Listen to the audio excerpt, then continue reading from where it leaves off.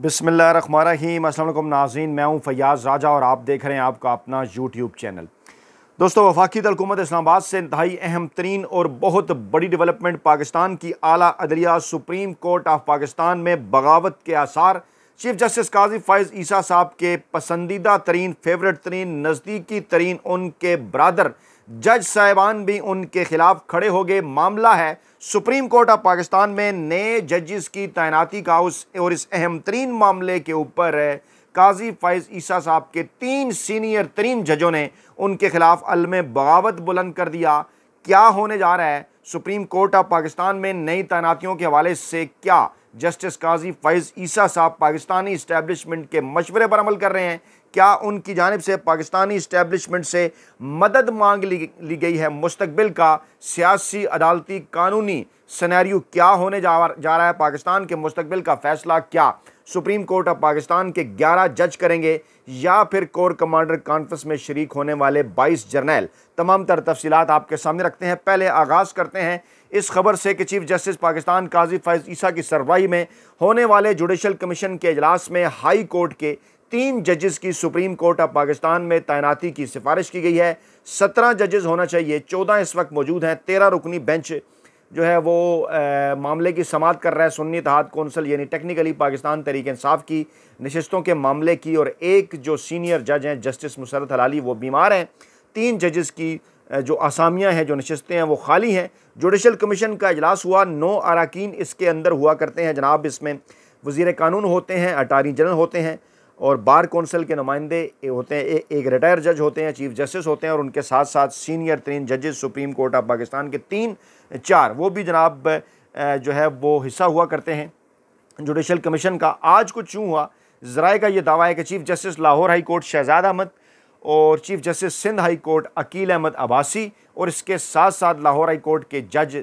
चौथे नंबर पर सीनियरिटी में जस्टिस शाहिद बलाल को सुप्रीम कोर्ट लाने की सिफारिश की गई। लेकिन हैरान कुन अमर यह था कि justice Mansoor Ali Shah, justice Munib Akhtar, justice Yahya Afridi यानी कि जो 3 सीनियर जज साहबान हैं और जो कि मुस्तकबिल के चीफ जस्टिस भी होंगे सुप्रीम कोर्ट ऑफ पाकिस्तान के, उन तीनों की जानिब से चीफ जस्टिस काजी फ़ाइज़ ईसा साहब की मुखालफत की गई। उनकी मुखालफत में वोट डाला गया और हैरान कुन तौर पर माजी में काजी फ़ाइज़ ईसा साहब के एक और फेवरेट जज जस्टिस रिटायर्ड मंजूर मलिक साहब, जिन्हें यहाँ तक काजी फ़ाइज़ ईसा साहब नहीं पहुँचाया जुडिशल कमीशन तक। माजी में काजी फ़ाइज़ ईसा साहब के ऊपर जब केस चल रहा था असासाजात का, तो इनके वोट ने बड़ा अहम फैसला किया था। ये पहले दूसरी तरफ थे और फिर दूसरी तरफ चले गए थे, आपको याद होगा, जिसकी वजह से काजी फ़ाइज़ ईसा साहब के ख़िलाफ़ केस का मामला आगे नहीं बढ़ सका था। अब उन्होंने भी काजी फ़ाइज़ ईसा साहब के ख़िलाफ़ वोट दिया। दूसरी जानिब जिन 5 लोगों ने इन 3 जज साहिबान को सुप्रीम कोर्ट ऑफ पाकिस्तान में लाने की सिफारिश की है, मामला पार्लिमानी कमेटी को भेजा है,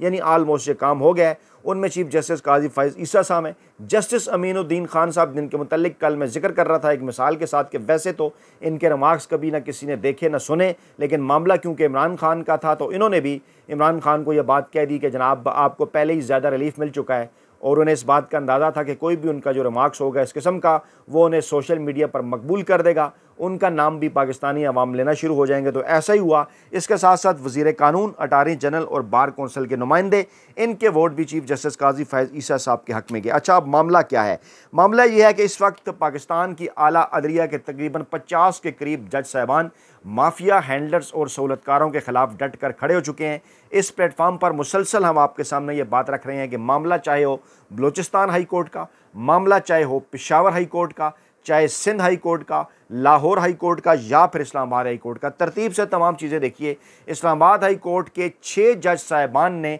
ख़त लिख डाला और उन 6 जज साहिबान के अंदर चीफ जस्टिस आमिर फ़ारूक साहब शामिल नहीं थे। आमिर फ़ारूक साहब किसके लिए क्या किरदार अदा करते रहे वो आपके सामने है। कराची सिंध हाई कोर्ट के चीफ जस्टिस अकील अहमद अब्बासी डटे रहे, डट कर खड़े हो गए, चाहे वो इंटरनेट और एक्स बंद करने का मामला हो इलेक्शन के मौके पर, या फिर पाकिस्तान तहरीक इंसाफ को कराची में जलसा न करने देने की इजाज़त हो। तमाम तर मामलात के ऊपर उनके फ़ैसले, उनके रिमार्क्स आपके सामने हैं। वो भी इस्टेब्लिशमेंट की आंखों में चुभ रहे थे और डेफिनेटली सिंध हाई कोर्ट में ये नज़र आ रहा था कि वो अगर आइन और कानून के मुताबिक अमल करेंगे तो वहाँ पर पाकिस्तान तहरीक इंसाफ को रिलीफ मिलता नज़र आ रहा था। पेशावर हाई कोर्ट, आपको याद होगा कि चीफ जस्टिस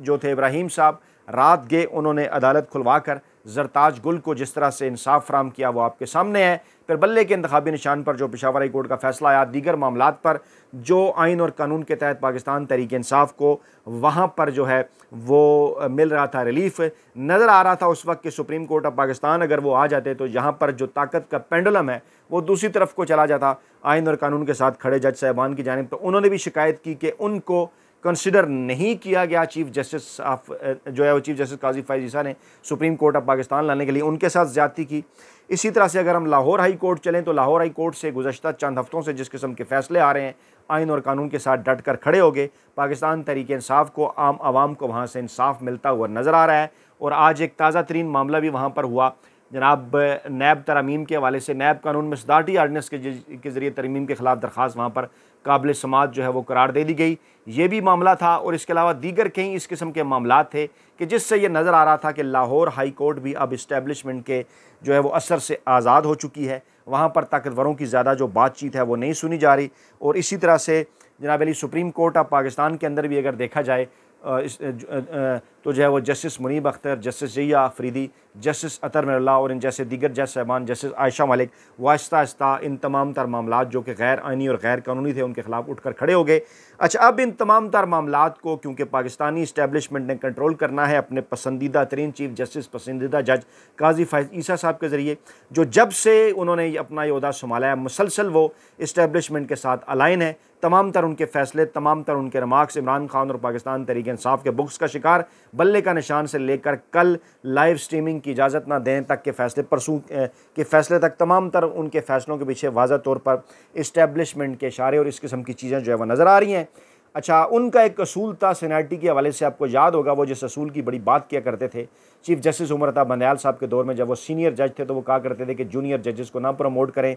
सीनियर जजेस को प्रमोट किया जाए। लेकिन हैरान कुन तौर पर पेशावर हाई कोर्ट से सीनियर जज जस्टिस इब्राहिम को नहीं लेकर आए क्योंकि उस वक्त सुप्रीम कोर्ट ऑफ पाकिस्तान में ताकत का तवाज़न बदल जाता। इस वक्त क्या सूरत हाल है? Chief justice Islamabad high court Aamir Farooq साहब सीनियर जज के तौर पर इस्लामाबाद हाई कोर्ट में मौजूद, अगर उन्हें सुप्रीम कोर्ट ऑफ पाकिस्तान ले जाया जाता है तो इस्लामाबाद हाई कोर्ट इस्टेब्लिशमेंट के असर से आज़ाद हो जाएगी। फिर जस्टिस मोहसिन अख्तर कियानी हैं, दीगर जज साहबान हैं जो कि इस्टेब्लिशमेंट की आंखों में आंखें डालकर बात करते हैं, जिन्होंने खतूत भी लिखे, जो कि कई मामलात के ऊपर खुफिया इदारों के सरबराहान को अदालतों के अंदर बुलाने के ऊपर भी तुले बैठे हुए हैं, आइन और कानून के तहत अंडर करना चाहते हैं तमाम तर मामलात को। और ऐसे माहौल के अंदर क्योंकि चीफ जस्टिस आमिर फ़ारूक साहब को वहाँ से निकालना जो है इस जो है वो और सुप्रीम कोर्ट ऑफ पाकिस्तान लेकर आना इनके लिए घाटे का सौदा था। वाज़ा तौर पर यह चीज़ नज़र आ रही थी कि वहाँ पर फिर इस्लामाबाद हाई कोर्ट बकौल इनके नंगी हो जाएगी, यानी कि इस्टेब्लिशमेंट के असर से आज़ाद हो जाएगी। नंगी से ये मुराद है कि इनकी हमायत कर रही थी ना, क्योंकि तो इनके पॉइंट ऑफ व्यू से इनकी पीठ नंगी हो जाएगी। तो ऐसी सूरत हाल के अंदर उन्हें वहीं रखा गया, ये फ़ैसला किया गया, उनकी सिफारिश ही नहीं की गई। और दूसरी तरफ इसी तरह से लाहौर हाई कोर्ट और सिंध हाई कोर्ट, वो दोनों चीफ जस्टिस साहबान, वो दोनों जज साहबान, वो दोनों अदालतें जहाँ पर आइन और कानून के मुताबिक फ़ैसले आ रहे थे, चाहे वो चीफ जस्टिस शहजाद साहब लाहौर हाई कोर्ट के हों, दबंग फ़ैसले वो कर रहे थे ट्रिब्यूनल के मामलात पर, जिस तरह से उन्होंने इलेक्शन कमीशन ऑफ पाकिस्तान को आइन और कानून तक महदूद रखा, दीगर मामलात के ऊपर जिस तरह से वो फैसले दे रहे थे, उनके रिमार्क्स आ रहे थे। Chief justice Aqeel Ahmed Abbasi Sindh high court, जिस तरह से उन्होंने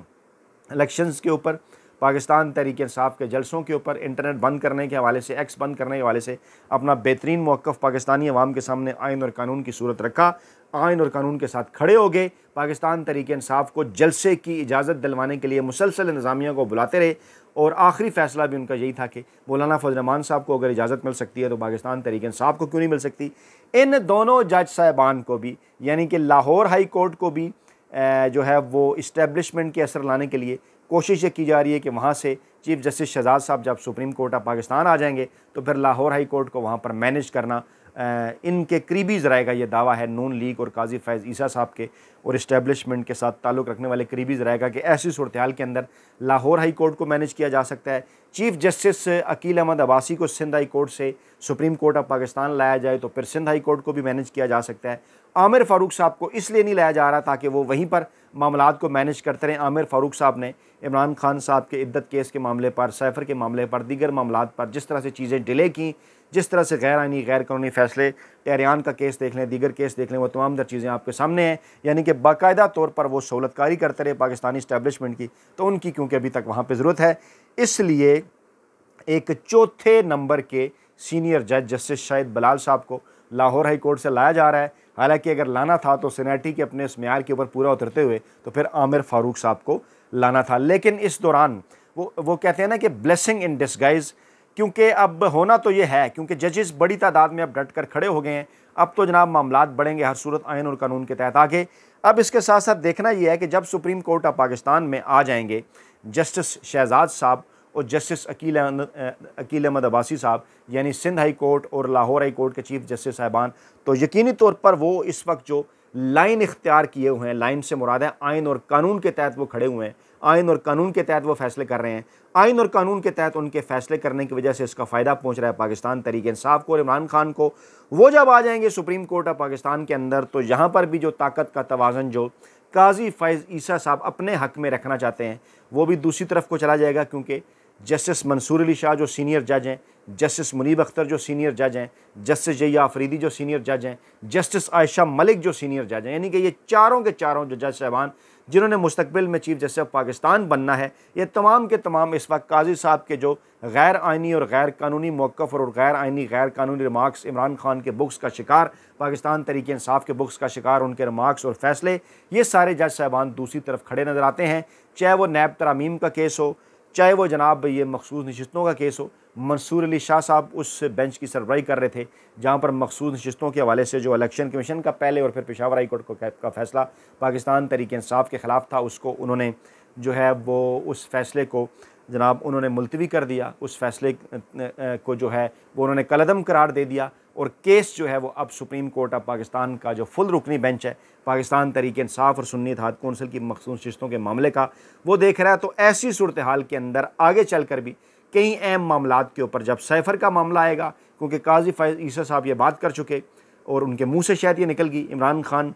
को लोग कहते हैं आप सियासतदान नहीं है, लेकिन उन्होंने उनके मुँह से ये बात निकलवा दी। इमरान खान कल सुप्रीम कोर्ट की समाअत के दौरान जब मुख्तलिफ केसेस का हवाला दे रहे थे तो काजी साहब ने कहा ज़ेर इल्तवा केसेस का जिक्र ना करें। इमरान खान ने सैफर केस का हवाला दिया तो उन्होंने कहा इसका हवाला भी ना दें, तो इमरान खान ने कहा ये तो ज़ेर इल्तवा नहीं, इसका फैसला तो आ चुका है, जिस पर काजी फैज़ ईसा साहब ने कहा कि इसकी अपील हमारे पास आएगी। यानी उन्हें इस बात का पता है, हालांकि अभी तक FIA की जानिब से, हुकूमत की जानिब से ऐसा कोई ऐलान नहीं किया गया, लेकिन मुमकिन तौर पर प्लान B सामने आ गया पाकिस्तानी इस्टेब्लिशमेंट का, जो यही है कि सैफर केस को अब लाया जाए सुप्रीम कोर्ट ऑफ पाकिस्तान के अंदर और यहाँ पर यह कोशिश की जाए कि काजी फैज़ ईसा साहब और उनके साथ जो मुख्तलिफ जजेस अलाइन हैं उनके ज़रिए किसी न किसी तरीके से इमरान खान की जो रिहाई है